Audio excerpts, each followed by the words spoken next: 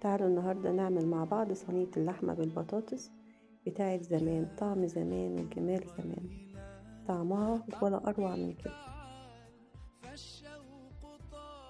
شكلها تحفة،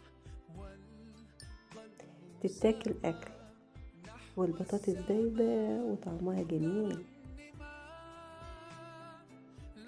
واللحمة مستوية على الآخر.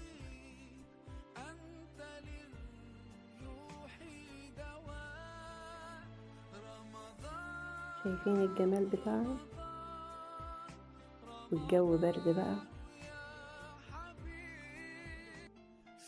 ومع شوية رز وشوربة يدفوا الدنيا.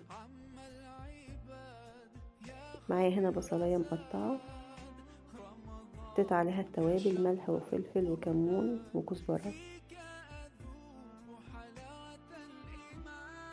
وبندعكها كده مع بعضها كويس، وفي معلقتين زيت كبار بنشوح البصلاية مش بنحمر.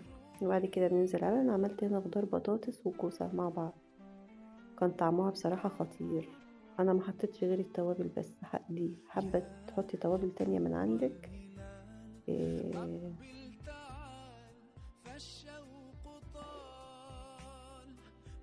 وحطيت هنا كمان بابريكا، طعمها جميل،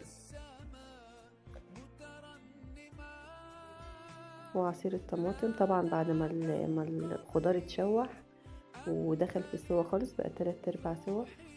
بسيبها على النار حوالي 10 دقايق بالكتير، تتسبك في الطماطم بالشكل ده كده. بعد كده بنحطها في الطاجن.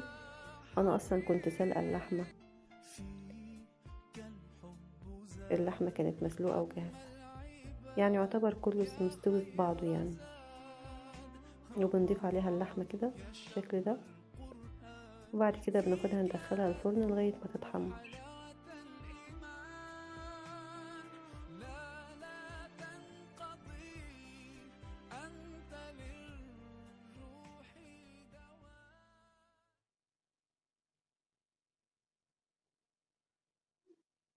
تطلع معانا بقى بالشكل ده كده، شكلها خطير، شكلها جميل جدا، والطعم احلى واحلى. جربوها، ولو وصلتوا معايا لحد هنا ما تنسوش تعملوا الاشتراك في القناة وتدعموني، وكل سنة وانتم طيبين.